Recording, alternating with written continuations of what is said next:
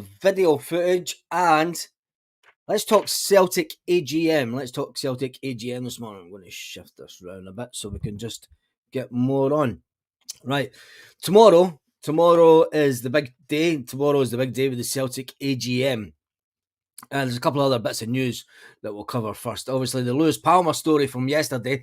The Lewis Palmer is pictured with his physios and with his thumbs up, looking as fit as ever after his small discomfort was reported all over the media yesterday, saying it was another injury worry for Celtic.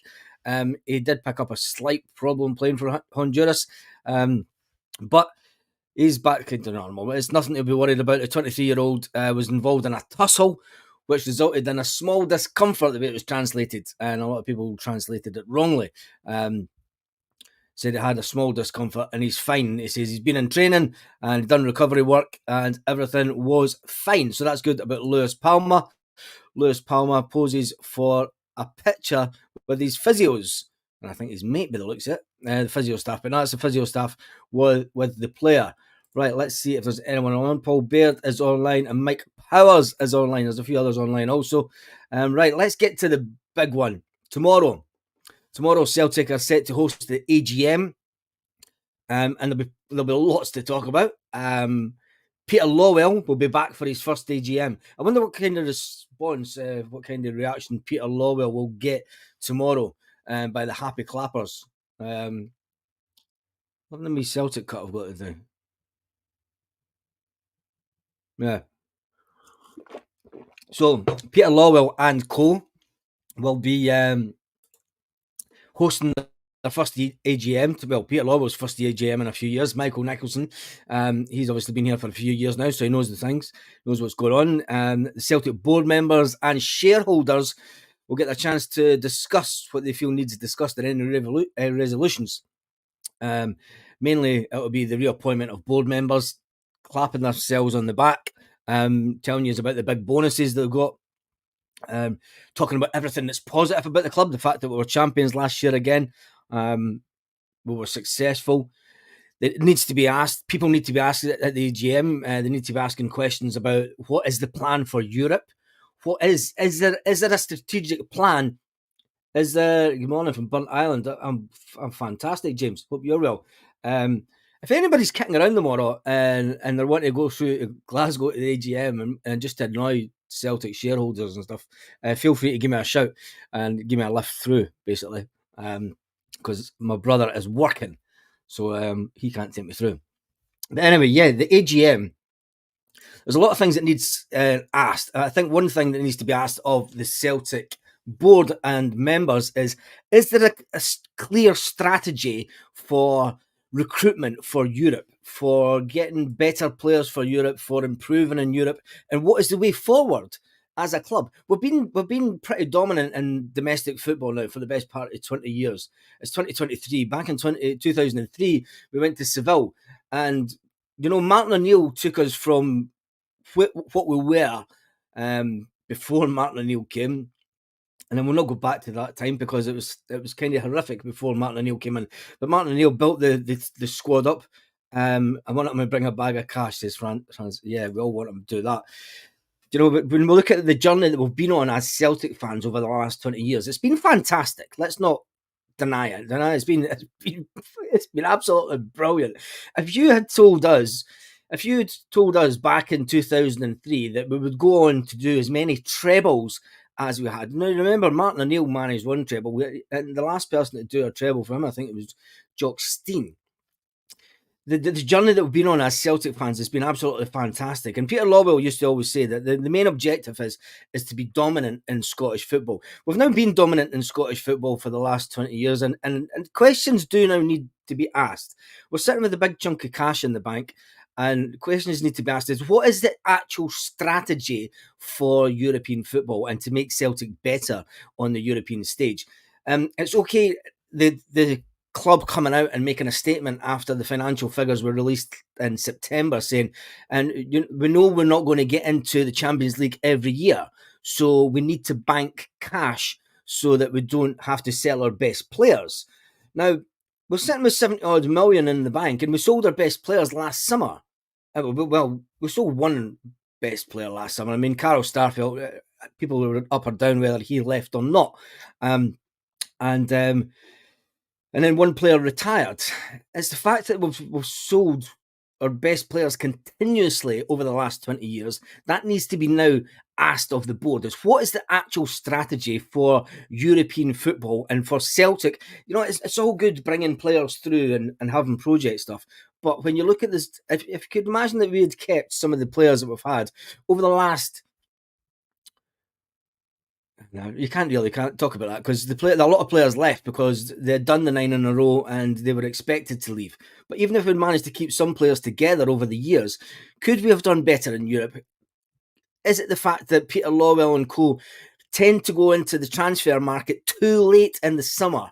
And what is it comes back to, there has to be a clear strategy for getting us into Europe and getting us performing at a better level in Europe. Now, there'll be the normal things tomorrow. There'll be questions asked about the Green Brigade, the situation with the Green Brigade, when will the Green Brigade get back in?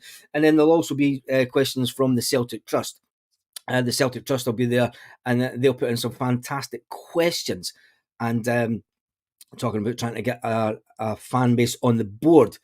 Let's get to some of the comments this morning before we keep going on. And questions need to be asked whether they should be seriously investing the product on the park. I think that the board will come back with that, James, and they said that they are investing in the squad.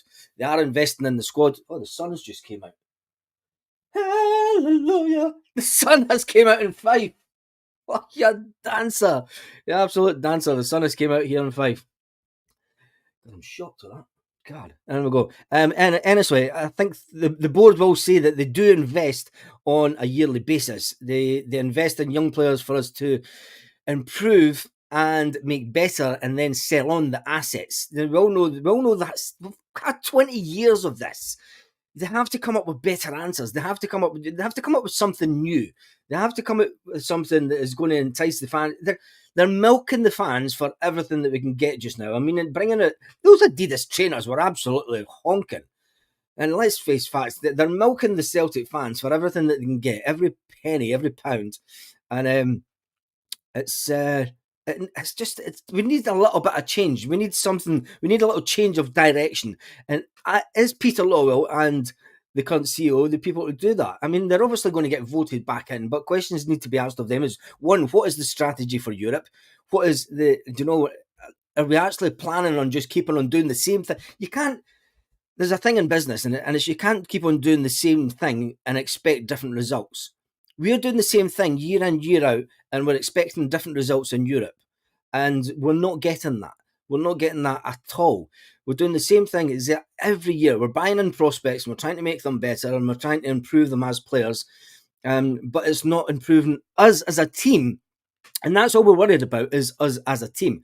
Players will come and go, and we'll have love for players that come to the club, and then we won't have so much love for some players that come to the club, aka James McCarthy, because they've just taken a wage. But when it comes down to the people that run the club, questions need to be asked tomorrow. What is the actual strategy going forward? Because we've done this now for over 10 years. We've brought in players to make them better and get a good squad. And dominating Scottish football is all good and dandy. And we love it. We love it, and we love the fact that we're in a position. Financially, we're in a position. With the stadium, we've got a fantastic stadium. People are saying we need to expand the stadium. I think the 100 million that would cost to build over the current stand... the main stand, remember, doesn't have the infrastructure to actually just build straight up. So they would have to build a frame over the top of it. It's easily done, but the money involved is going to be about 100 million. Is Celtic going to take out a loan for that kind of money and mortgage it for the next 5-10 years and leave that hanging over our head? The way that the club is run, they won't do that. Hence the reason that they like to keep the money in the bank. Let's get some more comments up this morning. Good morning from Tipperary. That's all I'm going to get now, isn't it? John, I could kill you for mentioning that. Well, I couldn't kill you, but I could, yeah. San Francisco, looks like next season will be our last automatic Champions League spot for a few years due to the coefficient.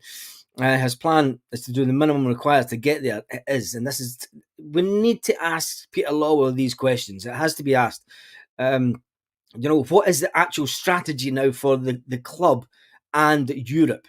We can't keep on doing the same thing that we've done for 10, 15 years now, bringing in players that are project players to try and make better and sell on. Well, we can keep doing that to a certain extent, but we have to start buying in a level of experience that will make the club better and get us into the Champions League. Let us sail through it. Okay, we'll need to qualify.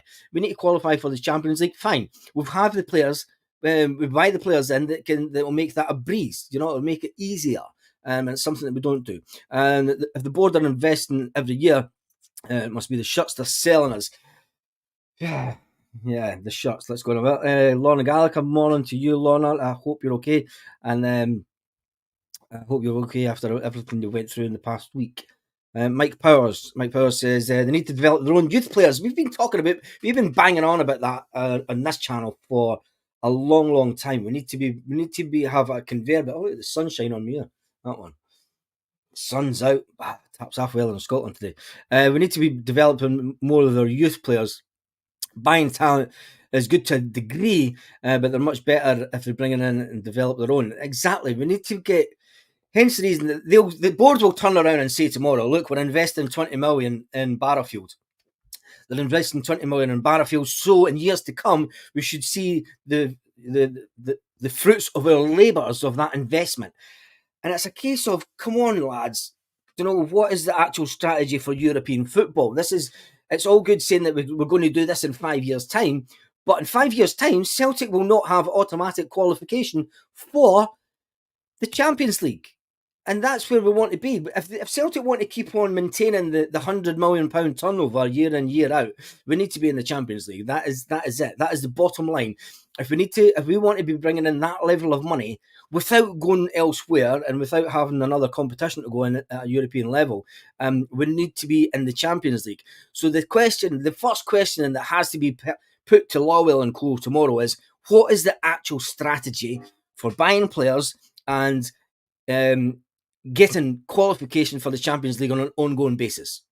It has to be that, because let's face it, domination of Scottish football isn't for everyone. It's for us Celtic fans. We have done that. We'll give the board the credit they're due. We'll give the board the credit they're due for maintaining the level of success that we've had on the field. But it's going to come down to Europe. It's time we need to change things for Europe, I'm afraid. Let's get to some more comments. James says, we've now generated enough money for a better quality first team ready players. We have that, but will they spend the money? This is the questions that need to be asked tomorrow at the Celtic AGM. Hail Tam Mac, Catholic Rebel says, morning boys. Helen, good morning to you from freezing Cumbernauld. It's not that cold. It's going to be a whopping 13 degrees today. Is it not? It's not that cold. Yeah, it's 5 degrees here just now. It's going to be cold today. Yeah, it's going to be 8 degrees. It's going to be 12 degrees tomorrow here. Woo! Over the moon. Morning Baz says, Merv, will Abada play for the club again? Yes. Simple as that. San Francisco Celtic. Lawwell needs to decide what is cheaper, to make a fan base smaller or make the stadium bigger. Controversial, but I totally get that. And let's see what the atmosphere is like on Saturday. Helen says Abada is injured at the moment. Another month till he plays. Yes, exactly. Thanks, Baz. Doing okay. The board are happy to win the SPFL. They need to get ready-made players to progress in the Champions League. A lot of people talk about this. What is a ready-made player for the Champions League? Will they go out and buy players that have had a lot? If you're going to go and buy a player that's played in the Champions League, you're going to have to go and buy them from clubs that are out with the big nations. Out with your Spain, your Germany, your France, and your England and Italy to a certain extent. But they need to go out and buy players that are a bit better and more experienced on a European level, I would say. I definitely say they need to buy players that are experienced in European football. I would if I was a Bada. Marty Boy, would you leave Celtic if you were a Bada? Really? Just because flags? Have you seen what's going on around the world? Have you watched other news outlets from around the world and seen all the demonstrations that are going on all around the world for Palestine? Yeah, well, there we go. Let's talk about the AGM, please. Some quality and experience is needed. Right, there's big burning issues that obviously need to be asked. Obviously, the first one is the continuing fan group, the Green Brigades, is more than likely to be discussed. The board will be quizzed, and they'll be ready with that. They'll be quizzed on transfers, the lack of European ready transfers. Let's say, I mean, it's all good bringing in these players that are prospects, but the recruitment last year, let's face it, after the recruitment in the last couple of seasons, Celtic fans feel let down. Celtic fans feel let down after the recruitment of last summer. And let's be honest, it's nice having these guys in and bringing them in, but we didn't need 9 players. We didn't need 9 players brought in the summer. And if we did, we want to know why. If the club thought that it was necessary to bring in 9 players, they need to now explain why. This is a chance that they get. This is a chance that normal people like me and you that have shares in Celtic, this is a chance that we get to ask the club, why did they feel the need to buy in? Why did they feel the need to buy in 9 players last season that were predominantly prospects? And where are we going from here? Where are we going on a European level front? What is the club's strategy to maintain European football on an ongoing basis? And don't turn around and say, "Oh, but we've got a strategy in place to bring in players to make them better." Those players that we're bringing in are not ready for playing at that level. And this is what's upsetting Celtic fans this morning. I could see we need a director of football. Do we really need a director of football? We tried that before with Kenny Dalglish and John Barnes. We kind of had Kenny Dalglish in the background and we had John Barnes as manager, and that worked out, didn't it? That was a long time ago. And then we brought in, no, it was Jock. What was his name? It used to be the radio commentator, Jock. He was more brought in as the director of football. What was his name again? Tell me in the comments. Tell me. I thought he said 9:30. I can't remember if I said 9:30 or 9, Stuart. I got up this morning and my brother was making noise and I was on the phone back to Spain. And then, anyway, let's get started. Morning, Kaiser. Catholic Rebel says, we need to make the step below 10 and 12 million on a striker and a decent name to get the fans up and excited. Stuart Ramsey, morning, Baz, to you. Yeah, he said I'm early 9:30. It's all right. There's no rush today. There is no rush. I will be here as long as it takes. I've got a cup of tea and a nice little Celtic cup that my brother's got. And I've even got some biscuits in case I get hungry. And I did have this morning Jock Brown. That was it, Helen. Jock Brown, remember him? The younger fans probably won't remember Jock Brown, but he was kind of brought in as I wasn't really a director of football, but he was brought in at that time to cover that type of role. Director of football type of thing at Celtic doesn't really work. And I can't see the way that it would work. It was Craig Brown brother, and God bless Craig Brown, who's passed away, isn't he? Morning, Baz. If we'd done things well in the summer, we wouldn't have to be talking about the January window. A high five you with that one, mate. Yes, Barry, exactly. If we had done things a bit better, well, you know that the boards will give themselves a clap on the back for the transfer business that was done in the summer. They'll say that we sold a few assets for a lot of money. We brought a lot of money into the club, and we brought in 9 players for around about 15 million. Hence the reason we're sitting with a cash surplus. And they'll say that that's all good for the club. And the squad is in a good place and it's a good size. And we have a lot of sellable assets going forward. You notice that they'll talk to players about as being assets. And, you're not fans, you're customers. You're not fans, you're customers. But anyway, that's the way that they'll go tomorrow. Brown, yeah, good morning from Dublin. Money has to be spent on 2 top players. The only worry about buying players at 10 to 15 million is they're either going to be, do we really need to spend that level of money? There has to be players. Look at the players that we've brought in the past. Look at Lubo Moravcik. We spent buttons on Lubo Moravcik. There has to be players out there. We're all good and fine and dandy going out and finding the best young talent around the world now. That we have to realise, the coaching staff have to have players in their sights that have been there and done it, or maybe just up and coming, and that they're catching the eye of bigger teams. It's like the Jeremy Frimpong situation. Jeremy Frimpong he's been spoken about for a transfer away from his team in Germany for about a year now, and it looks like it might happen this January. We have to be at the stage where we're watching players that have came through. Although we got him from the Man City setup and we got him at a young age and we sold him on, we're going to make good money. There has to be players like him that are coming through that we've had our eye on, and we maybe go, right, we missed out on him at 1 or 2 million. He's at the 7 or 8 million mark now. How far do we think this player is actually going to progress as an asset? Because we're just going to keep calling players assets today, I think. And how far do we think can we go and get him at 8 million and then sell him on in 20 million? The last manager spoke about this as well. He said, look, when you look at it, you can go and buy a player for 2 million, turn him into a 10 million pound player. You can go and buy a player at 8 million. What's the chances of you turning that player from 8 million into a 20 million pound player? It's all about perspective. A lot of people reminded me that it was Craig Brown's brother, Jock Brown. I was getting ready to eat my porridge, and then the live came on. Stuart, there you go. I've got a cup of tea. I had a buttery this morning. I haven't had a buttery for years. It was really good. Lawwell make the rank.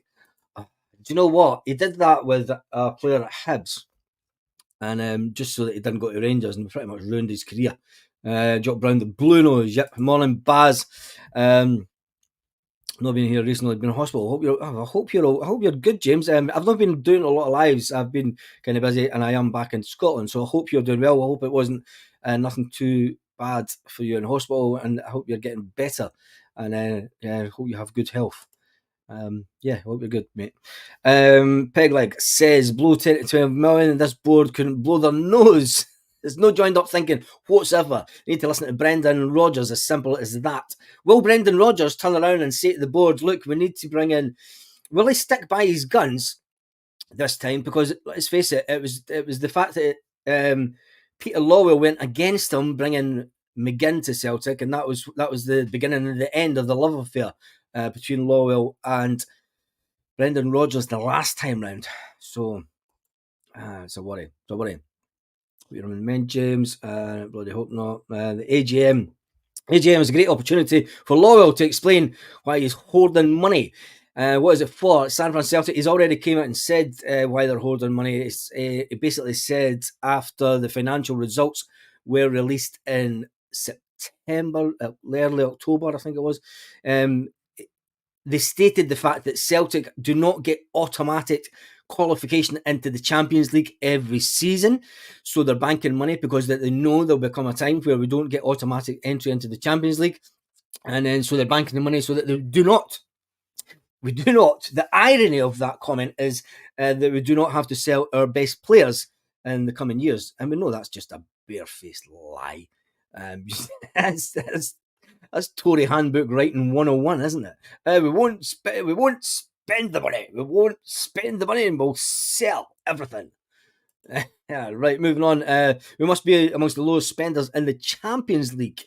Wasn't there a team in Sweden or something that spent less than Celtic? Or was it not Copenhagen or something? I can't remember. I don't know. 10 to 15 million for a player, but at least 6 to 7 million if we want to do better in Europe. Definitely. I'm loving the fact the sun's out. Definitely, I think it needs to be, the question needs to be asked. It's what is the strategy? What is the strategy for buying players for European competition? There's no use talking about. The AGM isn't really a place to talk about backslapping, and well, it is. They're all, we've done brilliant this year. Yeah. We know they've done brilliant this year, but it has come a time. We're 20 years down the line from Seville. 20 years down the line from Seville. We haven't progressed in Europe the way that we thought we might have over the last 20 years. And that's mind-boggling that we're 20 years down the line and we're still talking about trying to improve the squad for Champions League and just get in there on a regular basis. And when you look back on the 9 in a row, the 9 in a row, as fantastic as that was, was a massive missed opportunity. A massive missed opportunity by this Celtic board to kind of get us up there and get us on a regular basis in the Champions League and, playing past Christmas. When you look at it, it's not been that successful. Anyway, breakfast ruined, says Lorna. Morning, says Paul.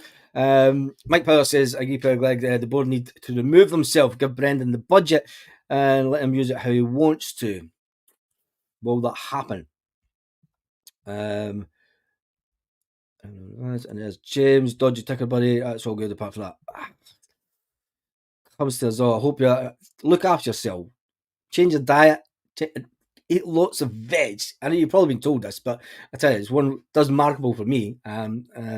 Yeah, just change your diet a bit, and hopefully it'll be all good.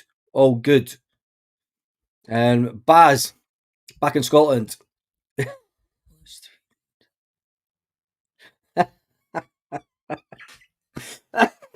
He hunted me down in Spain. He knew roughly where I stayed in Spain, but who cares? Let's go and find him. Barlow, when will we accept that the board will never spend 15 to 20 million on a player? Back in the day, 20 years ago, when we had our most successful periods in Europe, we'll say, we spent regularly £6 million on a player. 3 seasons ago, we did that again. We spent £6 million on a couple of players. That needs to be the level that we're looking at. It doesn't need to be the 10 to 15 million pound player. It doesn't need to be the 10 to 15 million pound player. But the board do need to ask that question tomorrow. What is the strategy for Europe? What is the strategy going forward for buying players that will make sure that we can fly through the qualifiers, because that's what's coming up after next year, is qualifying for Europe. What is this? Never mind the strategy for next year. Give us a 3-year plan, Celtic. Give us a 3 to 5 year plan.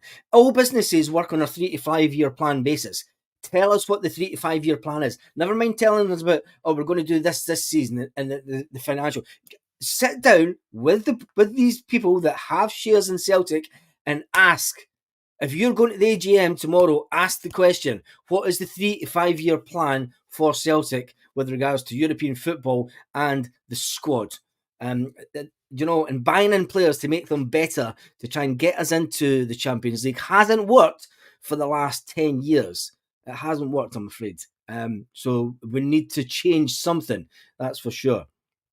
James, start eating pomegranate and drinking loads of beetroot juice. Pomegranates are fantastic for your health, and I've got them in my garden back home. A lot of people telling James to take care and hoping all the best for him. Don't listen to their top class manager that they appointed. Yeah, they don't listen to the top class manager that they appointed, and that's the problem. They seem to listen a lot to Ange Postecoglou when Ange came in, was the fact that Ange knew what was going to happen this year, and that was one of the reasons that he decided that he wasn't going to stick around. B, it's not the fact that we're banking money. That's fine, says B. It's the fact that we don't have access to Dermot's money. Is that really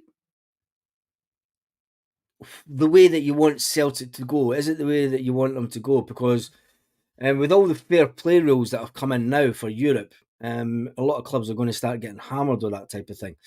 It would be good to get a hold of just some of the 70 million that we've got sitting in the bank, because you've got to spend to you've got to spend to make money. It's as simple as that. Paul Baird says, pity we didn't get rid of the board. The Tories on the board. Yep, there's a lot of them, and the less we talk about them today, the better. The transfer strategy means we'll remain in pot 4 cannon fodder team until the results mean that we'll no longer qualify. It's false economy by the board. Exactly, and this is why, Michael, that if anyone that watches this channel, watches this video, will hopefully stand up tomorrow and say, what is the strategy for European football? What is the 3 to 5 year plan for Celtic Football Club? And they'll say, you can't make a 3 to 5 year plan because you don't know who. We've got a manager that's going to be here for 3 years. There has to be a 3 year plan in place. If they want to keep the manager happy and they want to keep the fans happy, right? They've brought a manager in on a 3 year deal. There has to be a 3 year plan in place.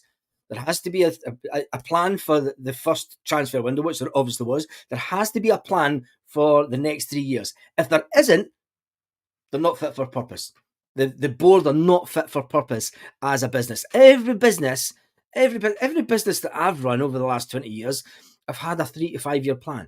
You know, most businesses, I know guys that have sold businesses in the last year and they had a 10-year business strategy. And they knew that the exit strategy was in year 10. Fergus McCann had a 5-year plan. He come in, he paid his money. He knew he had an exit strategy. He knew that he was selling his shares on year 5. This current board need to come out and tell us what is the current 3 to 5 year plan for Celtic Football Club, for European football, for, you know, we know the plans for Barrowfield. What's happened to the hotel? And is there any chance of the main stand being extended? But it comes down to what is the 5 year plan for players?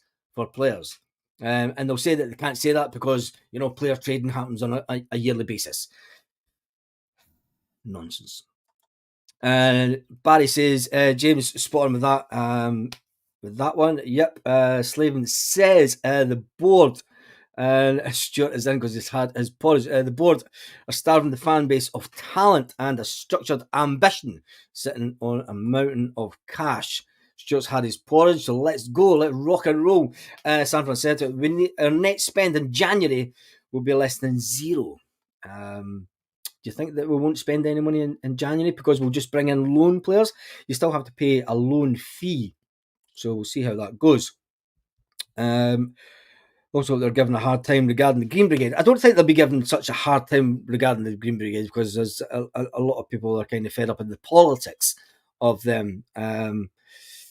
So we'll see what happens on tomorrow and Saturday. And James says cheers and to everyone for that, Baz. Perfect. I hope you really do get better soon, mate, because your health is the one thing that you cannot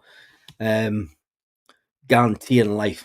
You can do as much as you can to make it as healthy as you can, but it's one thing you can't take for granted is your health. Vincent, let's move on. To spend 15 million on a top player, it would get you out of the group stage. I think it would. I think it would bring in the quality of player. Let's face it, if we were going to sell Jota down in England, he would probably went for about 15 million. It's not about bringing in that type of player. We bring in a squad. It's not even bringing in a full squad. Say we bring in 3 players at 10 to 15 million, right? And we put them on 5-year contracts and we make them the highest paid in the club and we build the team around those players and around Callum McGregor and, you know, players that we've got at that sort of age just now.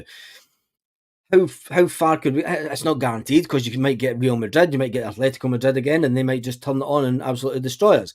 But when it comes to the likes of Feyenoord, when we played Feyenoord away, we get 2 young players sent off due to inexperience. And this is what we mean. We need European ready players that have maybe played in the Champions League, that have maybe played in Europa. Go and look at teams that are getting good runs in Europa. Go and look at their squads. Go and look and pick the best players out of there. You know, there's a lot of players that are playing in the Europa that can get the step up into the Champions League. I mean, the Europa's a fantastic competition. We almost won it.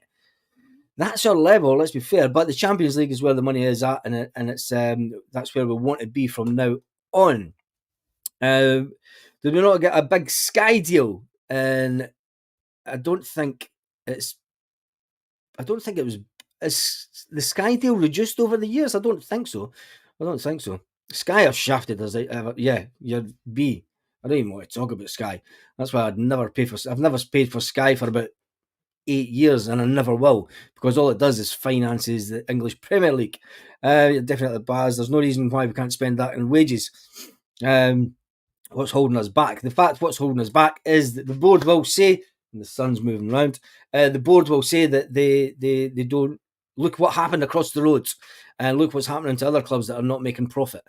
So Lorna says she feels sorry for Brendan, shafted again by the board. He's not been shafted yet. I think we're a bit early to say that Brendan's been shafted by the board. But let's get through the next transfer window and let's get to the summer and see. The summer's the big one for me. Brendan will know the type of players that we need for the Champions League next season. He'll know the type of quality that we need. He'll know the level of experience that he'll want his players to have. So bringing the players in that have that kind of experience that will help us in the Champions League. And Brendan said it himself, this Champions League campaign already. He said, look, that a lot of it's down to naivety. Naivety means inexperience. Inexperience means buying cheap players.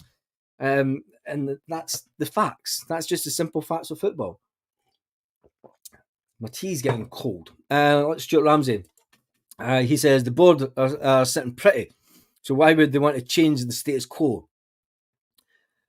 We had a big chance, and I still go back to the guy that we brought in from the rugby, and I think he would have made a massive change for Celtic, but he wasn't in the Lawwell group of friends, and I think that's why he was chased back out the door.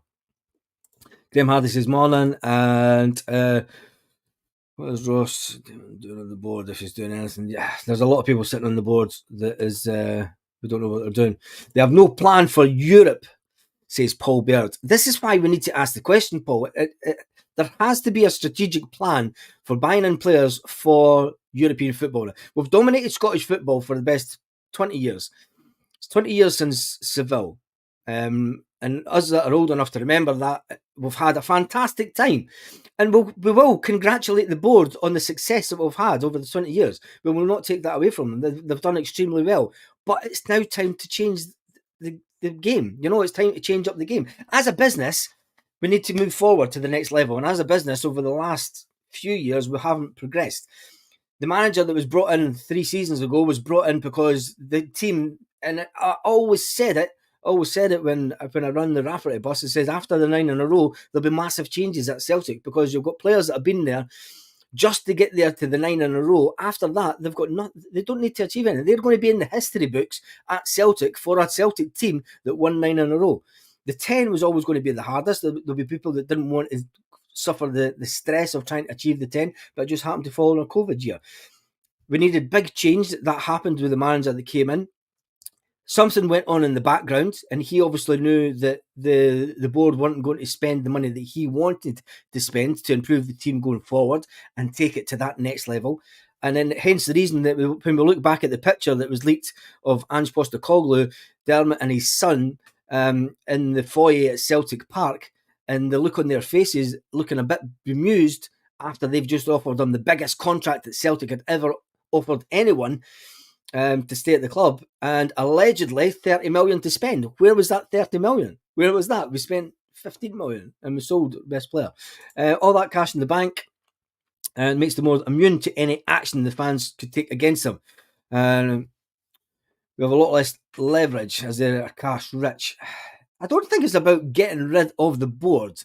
I'm not necessarily saying it's getting rid of the board. I think it's more we need to have, as a business, they've brought in them. Look at it at a business sense, right? If I'm going into this business, if you're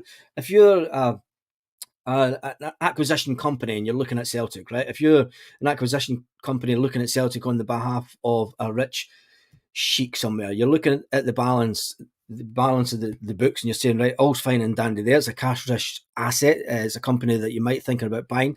What is the 3 to 5 year plan for the company? They've got a manager in on a 3-year contract. What is the plan for that 3 years? What is the strategic plan going forward for the next 3 years for the manager, for the team, for the club, for the income for the club? And these type of questions don't tend to be asked at the AGM. It's all things like we want someone on the board. Why are you getting paid this? Who's voting who back on? These are the type of questions that need to be asked. Is what is the actual strategy, the 3 to 5 year plan for Celtic achieving Champions League status on a successful basis after next year? Because next year is the only season we're going to get automatic qualification. Let's see if that's asked tomorrow. Morning Baz says, sure. Michael says, spot on. Spending 15 million on a player won't get us out of the group stages. Take your head out your arseman. Do you think it wouldn't get us out of the group stages? Do you think if we brought in players Giz or Jizz? I'm going to call you Jizz. Don't you think that bringing in players like that, of that level, wouldn't have made the mistakes that we've made in the Champions League? Can you honestly answer me that? Because I think that you're bringing in players at 15 million, they're going to be a little bit more experienced in Europe. Remember, we're buying in European players that have European experience, European football experience. We've brought in younger players that haven't had any Champions League level experience at all and expecting them to do well in the Champions League. So I think when you say that bringing in a £15 million player, generally a £15 million player is probably going to have had some Champions League level experience if we're targeting the right market. Not if we're targeting the English Premiership, because we're not going to go there. We're not going to buy players from the English Premiership because they're too expensive. But I think my head is out my arse.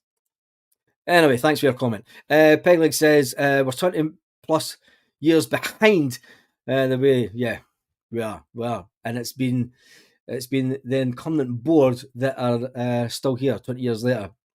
We can't really keep good players. That's the big problem. We can keep good players. We don't have to sell them. We didn't have to sell.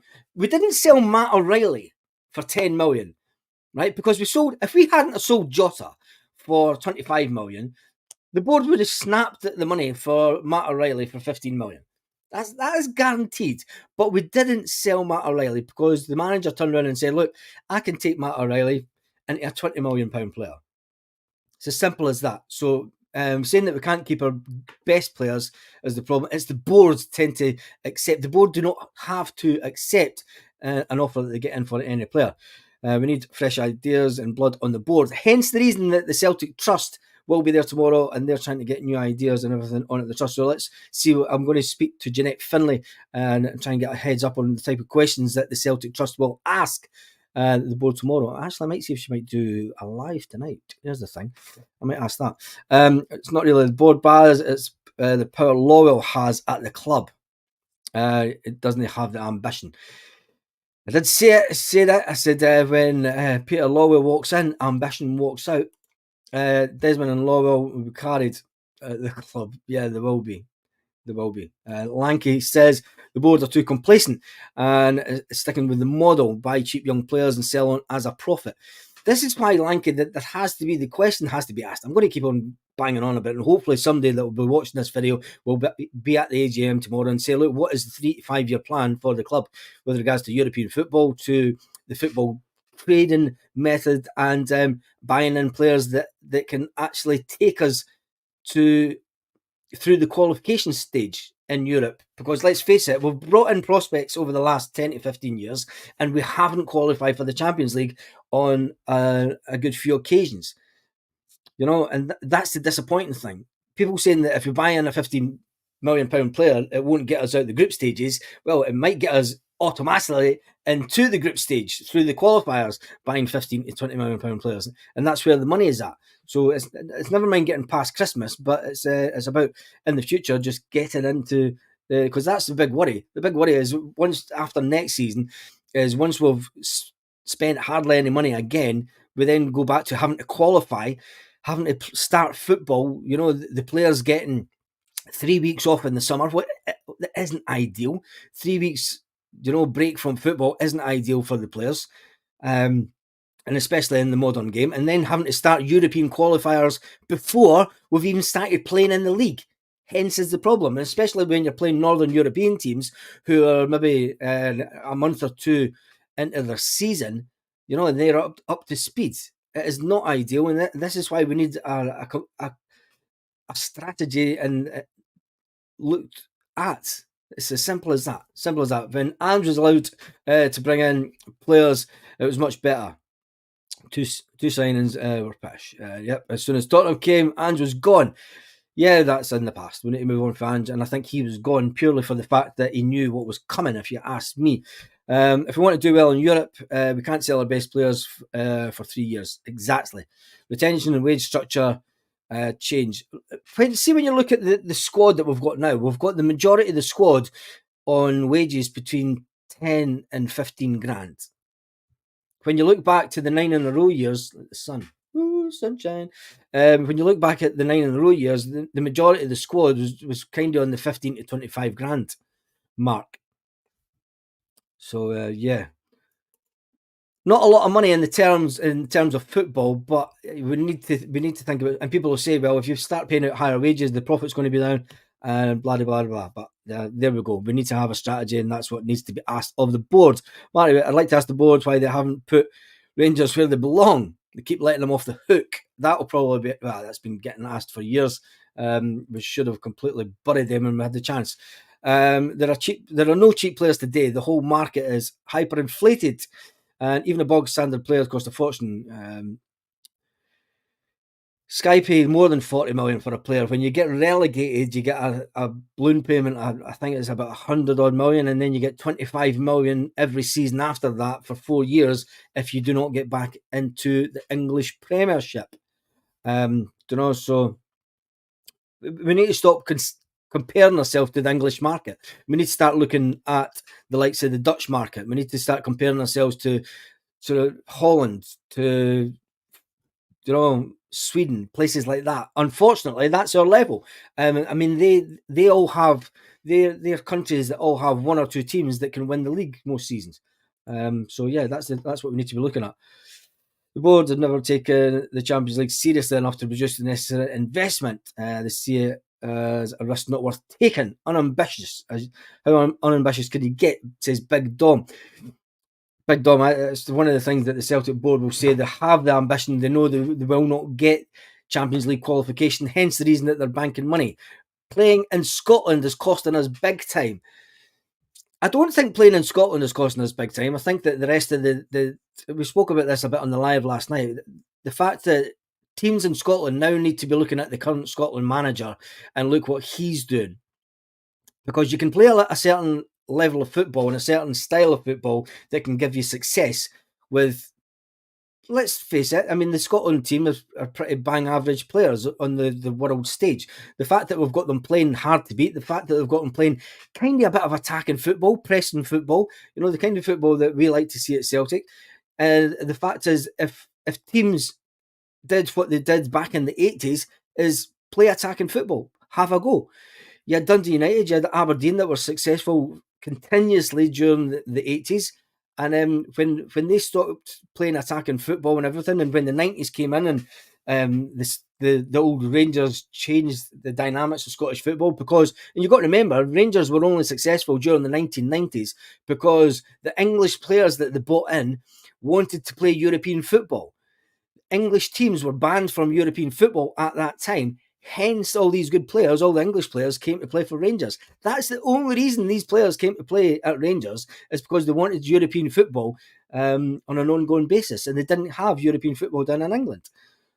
When Celtic became successful, teams then started sitting back and being defensive, and that there lies the issue. It's not playing in Scotland that is the issue. It's the league structure that's maybe the issue. I think we should expand the league that would allow teams to then focus on, and we get rid of managers too quick in Scotland. And, people team managers sitting playing top teams and sitting back for 80 minutes kills the game in Scotland, unfortunately. So it's not playing in Scotland, but it's the other teams in Scotland that do that. Let's move on from that. The facts are the current strategy does not work, as simple as that. It's worked to a certain extent, Michael, for the last 20 years. It's worked for the last 20 years, but it's time for change. In any business, you have to reevaluate the strategy that you've used, and even if it's successful, even if you look at Google, right? Look at Amazon. They sit and look at their business model and they look how they can improve that on a year in, year out basis. Google has updates. YouTube has updates every bloody couple of months. Google algorithm has updates at least twice a year. They're always striving to improve the product. At Celtic, we have become stagnant in the fact that we don't improve the product on the pitch enough. We improve it with young players that we can buy in and make a bit better. Let's face it, in the last couple of years, we've only really bought in one player that when he got the ball, you're like, yes, what is he going to do? He's got you back in your seat. And that was Jota. He's been the only player in the last 5 years that we've brought in that when he got the ball, you're like, let's see what he can do. Anyway, we've sold players worth more than 15 million. Exactly. We've sold them for more than 15 million. We need to be buying in players at that price and selling them on for 25 to 30 million. What's the problem with that? There isn't a problem with that. Ange Postecoglou reiterated that last season. He said, look, it's all about mindset. You can go in and buy a player at 2 million and sell him for 10 million, or you can go and buy a player at 15 million and sell him for 25 million. You're still making money. You're still making money. So there you go. You get what you pay for. You do that. Further in Europe, the money comes from the further we go in Europe, the more money comes in. Sure, it's a no-brainer. But the boards will not spend the money to guarantee Champions League qualification going forward. We just look at Feyenoord. Look at Feyenoord, same turnover as us, and they made over 30 million in transfer fees last summer. Same as us. The difference is they've invested all that money, and that's what I'm talking about. You need to reinvest. Well, the Celtic board will say that we reinvested money. We bought in 9 players, so we reinvested that money wisely. Is it wisely enough? It's okay saying that we can buy in players. I mean, that are going to make us money, but when it comes to it, who knows? Who knows? They will say they reinvest the money and they reinvest it wisely. And when are the Green Brigade biting back in? I don't know. There's not been any talks yet, and I don't know anything. B, how about using the money to build more seats in the stadium? I can't get in. The only problem with building, and I'm going to look at this from the way that the board will look at it, and from a business point of view. Right, I'm going to look at this from a purely business side of it, because I believe it or not, I've had 20 years in business myself. So they're going to look at the amount of money that it's going to cost to redevelop the stadium, the main stand. It's been quoted as being around about 100 million. How quick can they sell those seats? They'll probably sell them all out the first year. Can they maintain the selling the seats? And then with the need, from a football point of view, it comes to atmosphere. When you look at the likes of Man United and that, they might be able to fill their ground, but the atmosphere is absolutely terrible. Absolutely terrible. It's okay wanting to fill those seats, but then when people start leaving early, 10 minutes to go because of the traffic, and there's a lot of other things, there's a lot of other infrastructure things that need to be thought about before Celtic build the stadium. And that's what the board will say, and that's what they'll look at it. They'll look at the current problems with car parking facilities in the immediate vicinity of Celtic Park. They'll look at the strategy of people coming and going to games. They'll look at all this, they'll look at the infrastructure before they decide, and that's just, unfortunately, that's the way they'll look at it. I would love to see Celtic build the stadium. So, I mean, I had a picture that I mocked up, an AI picture of a Celtic Park to the same level all around. It would look fantastic, but there's all these outside things that they can't control that need to be addressed first, so, and that's just, to be honest, that's how the board will look at it. They'll look at the infrastructure and they'll look at everything else that comes along with it before they would invest that type of money. Barry says, Baz, I'm talking long term. Every time a player hit a level of what's the summer, I think players will have lost. Yeah, look at the players that we've lost. Lanky says, well, no, the 3 to 5 year plan, buying in young and selling for a profit. We can't spend more than 8 or 9 million, and not on every player will want to play in Scotland because of the awful league, something we've been talking about, and the sun is shining. Oh, better not break his chair. Even if we're not talking about buying a whole squad of 8 or 9 million pound players, Lanky. This is the thing. We're not talking about spending 8 or 9 million on every player. We want to bring in a maximum of 3 or 4 players. Not even that. We're talking about bringing in some experience into the team.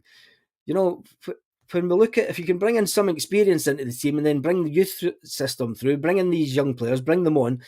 Playing with a player that has been there and done it and had a bit of more experience than you brings on a player a lot quicker. And yeah, the league in Scotland, that's what it comes down to. Michael says, plenty of players would play in our league. We are a world famous club in Europe every year. Half the Scots are English, and that's why. Yes, yeah, half the Scotland squad are English. That's the thing. They're English. For all the valid moans and groans about the board, does anyone actually believe that they're going to change? Says Big Dom. I think if they have any ambition on taking the club forward. I think Peter Lawwell is now at an age where surely he must take his ego out of the picture. And that is the big issue, is whether he could take his ego out of the picture and stop slapping himself on the back. Nicholson was brought in purely for the fact that he was Lawwell through and through. I think the CEO that would let go wouldn't have agreed with half the things that Lawwell would want to do. As your right ears roasting, my whole face is roasting in that sunshine. It's great. Right, let's get some more of the comments. Not in Europe, Baz. So Lanky says we got over 12 million for kit and we spent over just 16. Yes.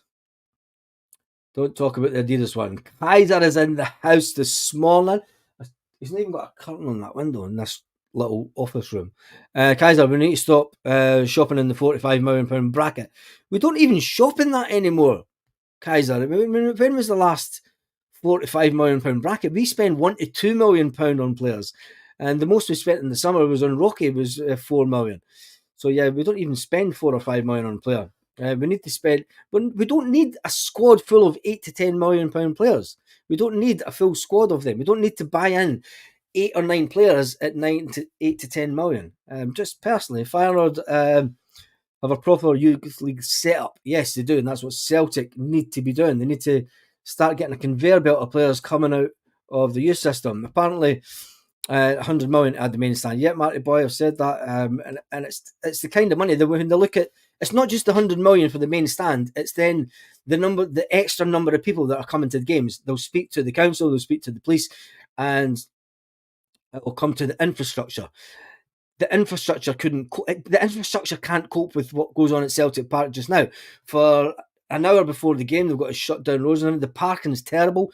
Too many people take cars to games now. That's because the Celtic fan base comes from far and wide.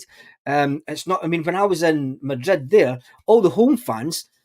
I mean, the home fans had buses to take them back into the city. There was loads of, and then you've got the tram that was just down the roads, and then a lot of people walk. That doesn't happen. The majority of the Celtic fan base comes with Glasgow. There lies the problem. So we need to build something. A massive underground car park would do for starters. And they need to do something where they can get fans into and out of the stadium fastly, and a lot faster than what they do. Then they'll consider the 100 million, I think, to increase the stadium size. It's all going to come down to logistics. There's other outside things that go on. That, I mean, Celtic, if they had the money, they would say, right, let's build up the main tier. But then the council will go, well, where's everyone going to park? Where's this? Where's that? Where's that? So there's all these outside factors that'll stop them doing that. Speak of the 100 million, like it comes to the bank tomorrow, we're paying stocks. They would take out a mortgage on that. They would take out a mortgage. Yes, this is